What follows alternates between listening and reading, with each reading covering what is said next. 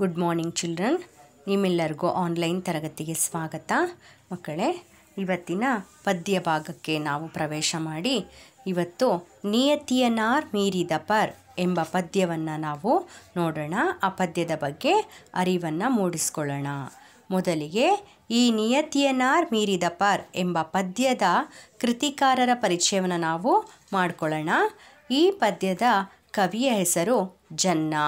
ಇವರು ಹಳೆಗನ್ನಡದ ಕವಿ ಅಂತ ನಮಗೆ ಗೊತ್ತಲ್ವಾ. ಈ ಜನ್ನ ಹಾಸನ ಜಿಲ್ಲೆಯ ಹಳೇಬೀಡು ಪ್ರಾಂತ್ಯದ ಕವಿ. ಕ್ರಿಸ್ತಶಕ 1225 ಜನನ ಆಯಿತು. ಇವರು ಹೊಯ್ಸಳರ ಬಲ್ಲಾಳನಿಂದ ಕವಿ ಚಕ್ರವರ್ತಿ ಅಭಿದಾನವನ್ನು ಪಡೆದರು. ಇದು ನೆನ್ಪಿಟ್ಕೊಳ್ಳಿ, ಇವರು ಹೊಯ್ಸಳರ ಬಲ್ಲಾಳನಿಂದ ಕವಿ ಚಕ್ರವರ್ತಿ ಅಭಿದಾನವನ್ನು ಪಡೆದರು. ಈತ ಯಶೋಧರ ಚರಿತೆ, ಅನಂತನಾಥ ಪುರಾಣ ಮತ್ತು ಅನುಭವ ಮುಖುರ ಕಾವ್ಯಗಳನ್ನು ರಚಿಸಿದ್ದಾರೆ. ನರಸಿಂಹ ಬಲ್ಲಾಳನ ಆಸ್ಥಾನದಲ್ಲಿ ದಂಡಾಧಿಪತಿಯೂ ಮಂತ್ರಿಯೂ ಆಗಿದ್ದರು. ಜೈನ ಧಾರ್ಮಿಕ ಕಾವ್ಯಗಳನ್ನು ರಚಿಸಿದ ಜನ್ನ ಅಹಿಂಸಾ ತತ್ವವನ್ನು ಕಾವ್ಯಗಳಲ್ಲಿ ಸಂದೇಶ ರೂಪದಲ್ಲಿ ನೀಡಿದಂತಹ ಕವಿ. ಪ್ರಸ್ತುತ ಈ ನಿಯತಿಯನಾರ್ ಮೀರಿದ ಪರ್ ಪದ್ಯ ಭಾಗವನ್ನು ಕನ್ನಡ ಮತ್ತು ಸಂಸ್ಕೃತಿ ನಿರ್ದೇಶನಾಲಯ ಹೊರತಂದಿರುವ ತೆಕ್ಕುಂಜೆ ಗೋಪಾಲಕೃಷ್ಣ ಅವರ ಸಂಪಾದನಾ ಗ್ರಂಥ ಜನ್ನ ಕವಿ ವಿರಚಿತ ಯಶೋಧರ ಚರಿತೆ ಕಾವ್ಯದಿಂದ ಆರಿಸಿಕೊಳ್ಳಲಾಗಿದೆ. ಮಕ್ಕಳೇ, ಈ ಪದ್ಯದ ಆಶಯ ಭಾವ ಇದರಲ್ಲಿ ಏನಪ್ಪ ಇದೆ ಅಂದರೆ, ಅಹಿಂಸೆ ಹಿಂಸೆಯ ಮೇಲೆ, ಧರ್ಮ ಅಧರ್ಮದ ಮೇಲೆ, ನ್ಯಾಯ ಅನ್ಯಾಯದ ಮೇಲೆ, ನೀತಿ ಅನೀತಿಯ ಮೇಲೆ ಜಯ ಸಾಧಿಸಬೇಕು ಅನ್ನೋದೇ ಈ ಪದ್ಯದ ಆಶಯ. ಈ ಆಶಯಕ್ಕನುಸಾರವಾಗಿ ಕಾಮ, ಕ್ರೋಧ, ಲೋಭ, ಮೋಹ, ಮದ, ಮಾತ್ಸರ್ಯಗಳ ಬಗ್ಗೆ ನಾವು ಯಾವಾಗಲೂ ಕೂಡ ಎಚ್ಚರಿಕೆಯಿಂದ ಇರಬೇಕು. ಸ್ವಲ್ಪ ಮೈ ಮರೆತರೂ ಕೂಡ ಈ ಕಥೆಯಲ್ಲಿರುವಂಥ ಅಮೃತಮತಿಯಂತೆ ಈ ಕಥೆಯ ನಾಯಕ ಅಮೃತಮತಿಯಂತೆ ನರಕವನ್ನು ಅನುಭವಿಸಬೇಕಾಗತ್ತೆ. ಇಲ್ದಿದ್ರೆ ಮನಸ್ಸಿನ ಜಾನ, ಮಾಯೆ, ವಿಧಿವಿಲಾಸನ ನೆರಂಬಡೆಯ ಕೊಂದು ಕೂಗದೆ ನರರಂ. ವಿಧಿವಿಲಾಸದ ನೆರವನ್ನು ಪಡೆಯಲಾಗಿ ನಾವು ಅದು ಮನುಷ್ಯರನ್ನು ಕೂಗುವುದಿಲ್ಲವೇ?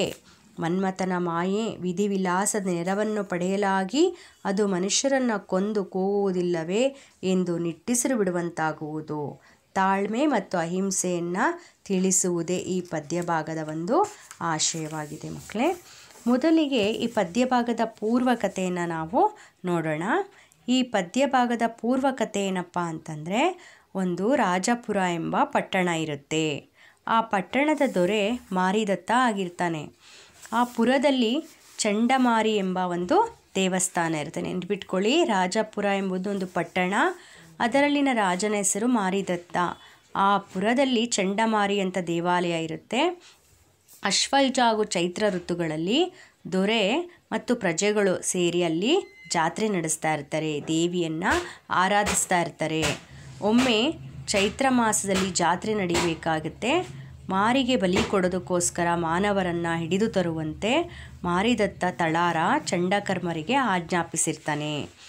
ಅವನು ಸುದತ್ತಾಚಾರ್ಯ ಮುನಿಗಳೊಡನೆ ಆ ಪುರಕ್ಕೆ ಬಂದು ಭಿಕ್ಷೆಗೆ ಹೊರಟಿದ್ದ ಎಳೆಯ ವಯಸ್ಸಿನ ಸಹೋದರ ಸಹೋದರಿಯರಾದ ಅಭಯರುಚಿ ಅಭಯಮತಿಯರನ್ನು ಹಿಡಿತರ್ತಾನೆ.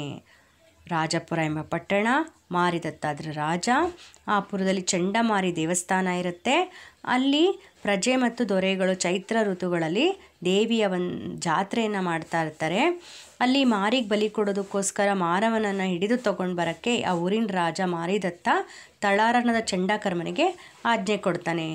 ಅವನೇನು ಮಾಡ್ತಾನೆ, ಸುದತ್ತಾಚಾರ್ಯ ಮುನಿಗಳ ಜೊತೆಗೆ ಆ ಊರಿಗೆ ಭಿಕ್ಷೆಗಂತ ಎಳೆ ವಯಸ್ಸಿನ ಸಹೋದರರು ಬಂದಿರ್ತಾರೆ, ಸಹೋದರ ಸಹೋದರಿ ಅಭಯರುಚಿ ಮತ್ತು ಅಭಯಮತಿ ಅಂತ. ಅವರಿಬ್ಬರನ್ನ ಹಿಡ್ಕೊಂಬಂದ್ಬಿಡ್ತಾನೆ.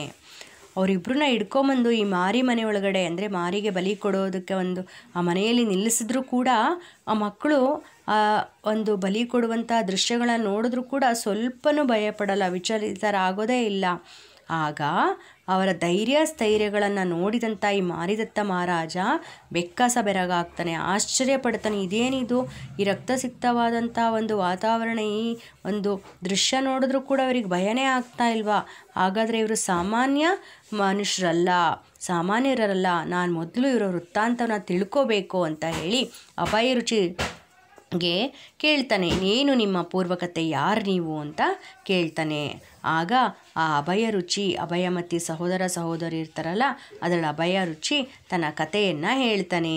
ಯಾರಪ್ಪ, ಏನದು ಕತೆ ನೋಡೋಣ. ಮತ್ತೊಂದು ಕತೆ ಇಲ್ಲಿ. ಉಜ್ಜಯಿನಿಯ ರಾಜಕುಮಾರ ಯಶೋಧರ ಅಂತ ಇರ್ತಾನೆ. ಅವನ ತಂದೆ ಯಶೋಗ, ತಾಯಿ ಚಂದ್ರಮತಿ, ಪತ್ನಿ ಅಮೃತಮತಿ ಅಂತ ಇರ್ತಾಳೆ. ಯಶೋಧರ ಅಮೃತಮತಿ ಇಬ್ಬರು ಗಂಡ ಹೆಂಡತಿ ಪ್ರೀತಿಯಿಂದ ಸುಖವಾಗಿರ್ತಾರೆ. ಅವನು ಕೂಡ ತುಂಬ ಚೆಲುವ, ಸುಂದರ, ಸಕಲ ವಿದ್ಯಾಪಾರಂಗತ, ಸುಸಂಸ್ಕೃತ ಆಗಿರ್ತಾನೆ ಯಶೋಧರ. ಅವನ ಪತ್ನಿ ಅಮೃತಮತಿ ಮಾತ್ರ ಒಬ್ಬ ಕುರೂಪಿ ಅಷ್ಟಾವಾಂಕ ಮಾವಟಿಗನ ಒಂದು ಗಾನ ಮಾಧುರ್ಯಕ್ಕೆ ಮನಸ್ಸೋದ್ಬಿಟ್ಟು ಪತಿಗೆ ಮೋಸ ಮಾಡ್ತಾಳೆ. ಮೋಸ ಮಾಡಿದಾಗ ತನ್ನ ಪತ್ನಿಯ ಏಹಿಯ ಕೃತ್ಯವನ್ನು, ಕೆಟ್ಟ ಕೆಲಸವನ್ನು ಕಂಡಂಥ ಯಶೋಧರ ತುಂಬ ದುಃಖ ಪಡ್ತಾನೆ. ಅದನ್ನು ತನ್ನ ತಾಯಿ ಚಂದ್ರಮತಿ ಹತ್ರ ಕೂಡ ಹೇಳ್ಕೊಳಕ್ಕಾಗಲ್ಲ. ತಾಯಿ ಕೇಳ್ತಾಳೆ, ಮಗನ ಒಂದು ನೋವಿಗೆ ಕಾರಣ ಏನು ಅಂತ ಕೇಳಿದ್ರು ಕೂಡ ಅವನದನ್ನು ಹೇಳೋಕ್ಕಾಗ್ದಲೇ ಏನು ಹೇಳ್ಬಿಡ್ತಾನೆ ಅಮ್ಮನಿಗೆ, ನನಗೆ ರಾತ್ರಿ ಒಂದು ಕೆಟ್ಟ ಕನಸು ಬಿದ್ದಿತ್ತು ಅಂತ, ಅದಕ್ಕೆ ನಾನು ಬೇಜಾರಾಗಿದ್ದೀನಿ ಅಂದಾಗ ಸ್ವಪ್ನ ದೋಷ ನಿವಾರಣೆಗೆ ಪ್ರಾಣಿ ಬಲಿಯನ್ನು ಕೊಟ್ಬಿಡೋಣ ಅಂತ ಹೇಳ್ತಾಳೆ. ಆಗ ಅವನು ಪ್ರಾಣಿ ಬಲಿ ಕೊಡೋದಕ್ಕೆ ಒಪ್ಕೊಳ್ಳಲ್ಲ. ಆಗ ಅವ್ರ ತಾಯಿ ಹೇಳ್ತಾಳೆ, ಹಿಟ್ಟಿಂದ ಒಂದು ಕೋಳಿ ಮಾಡಿಬಿಟ್ಟು ಅದನ್ನು ಬಲಿ ಕೊಡೋಣ ಅಂತ ಹೇಳಿದಾಗ ಅವನು ಅದೇ ಥರ ಮಾಡ್ತಾನೆ. ಆದರೆ ಅದರೊಳಗಿದ್ದಂತಹ ಆ ಹಿಟ್ಟಿನ ಕೋಳಿಯನ್ನೇ ಬಲಿ ಕೊಡ್ತಾನೆ ಯಶೋಧರ. ಆದರೂ ಕೂಡ ಅವನ ಮನಸ್ಸೊಳಗಡೆ ಯಾವುದೋ ಒಂದು ಜೀವ ಕೂಗ್ದಂಗೆ ಆಗುತ್ತೆ. ಯಾವುದೋ ಜೀವ ನಾನು ಬಲಿ ಕೊಟ್ಬಿಟ್ಟೆ ಅನ್ನೋ ಒಂದು ಮನಸ್ಸಿಗೆ ಖಿನ್ನತೆ ಕಾಡತ್ತೆ ಅವನು. ಆಗ ಅವನು ಏನು ಮಾಡ್ತಾನೆ, ಬೇಜಾರಾದಂಥ ಯಶೋಧರ ಮಗನಾದ ಯಶೋಮತಿಗೆ ಪಟ್ಟ ಕಟ್ಬಿಟ್ಟು ತಾನು ಕಾಡಿಗೆ ಹೊರಟು ಹೋಗ್ಬಿಡ್ತಾನೆ. ಈ ವಿಷಯ ತಿಳಿದಂಥ ಅಮೃತಮತಿ ಏನು ಮಾಡ್ತಾಳೆ, ನನ್ನ ವಿಷಯ ಎಲ್ಲ ಗೊತ್ತಾಗ್ಬಿಟ್ಟಿದೆ ತನ್ನ ಗಂಡನಿಗೆ ಅಂದ್ಬಿಟ್ಟು ಅವಳು ಏನು ಮಾಡ್ತಾಳೆ, ತನ್ನ ಗಂಡನ, ತನ್ನ ಅತ್ತೆನ ವಿಷ ಹಾಕಿ ಸಾಯಿಸ್ಬಿಡ್ತಾಳೆ. ಆಗ ಸತ್ತಂತಹ ಆ ಯಶೋಧರ ಮತ್ತು ಅವನ ತಾಯಿ ಚಂದ್ರಮತಿ ಪುನರ್ಜನ್ಮ ತಾಳ್ತಾರೆ, ಅನೇಕ ಜನ್ಮಗಳನ್ನು ತಾಳ್ತಾರೆ. ಮುಂದಿನ ಜನ್ಮಗಳಲ್ಲಿ ಅವರು ನವಿಲು ನಾಯಿ ಆಗ್ತಾರೆ, ಹಾವು ಮುಳ್ಳಂದಿ ಆಗ್ತಾರೆ, ಮೀನು ಮುಸೊಳೆ ಆಗ್ತಾರೆ, ಆಡು ಹೋತ ಆಗ್ತಾರೆ, ಕೊನೆಗೆ ಕೋಳಿ ಪಿಳ್ಳೆಗಳಾಗಿ ಜನ್ಮ ತಾಳ್ತಾರೆ. ಕೋಳಿ ಪಿಳ್ಳೆಗಳಾಗಿ ಜನ್ಮ ತಾಳಿದಾಗ ಅವರು ಒಂದು ಸಲ ಅಕಂಪನ ಮುನಿಯ ಆದೇಶವನ್ನು ಅಕಂಪನ ಮುನಿ, ಇನ್ನೊಂದು ಸಲ ಹೇಳ್ತೀನಿ, ಅಕಂಪನ ಮುನಿಯ ಉಪದೇಶವನ್ನು ಕೇಳ್ತಾ ಇರ್ಬೇಕಾದ್ರೆ ಆ ಕೋಳಿಗಳು ಜ್ಞಾತಿ ಸ್ಮರಗಳಾಗಿ ವ್ರತಗಳನ್ನು ಆಚರಿಸಿ ಸಂತೋಷದಿಂದ ಕಲಿತಾಗ ವನವಿಹಾರಕ್ಕೆ ಹೋದಾಗ ಯಶೋಮತಿ ಬಾಣಕ್ಕೆ ತುತ್ತಾಗ್ಬಿಡ್ತಾರೆ. ಯಶೋಮತಿ ಯಾರಪ್ಪ ಅಂದರೆ ಉಜ್ಜಯಿನಿ ರಾಜ ಯಶೋಧರ ಇರ್ತಾನಲ್ಲ ಅವನ ಮಗನೇ. ಬಳಿಕ ಯಶೋಮತಿಯ ಪತ್ನಿ ಕುಸುಮಾವಳಿಯ ಮಕ್ಕಳಾಗಿ ಹುಟ್ಟುತ್ತವೆ. ಆ ಅವಳಿ ಮಕ್ಕಳೇ ಈ ಅಭಯಮತಿ, ಅಭಯ ರುಚಿ. ಅವರನ್ನೇ ಇಲ್ಲಿ ಮಾರಿದತ್ತ ಬಲಿ ಕೊಡೋಕ್ಕೆ ಅಂತ ಹೇಳಿ ತಳಾರ ಕರ್ಕೊಂಡು ಬಂದಿರ್ತಾನೆ. ಈಗ ಇವರ ಪೂರ್ವಕತೆ ತಿಳಿತಲ್ವ ಮಕ್ಕಳೇ?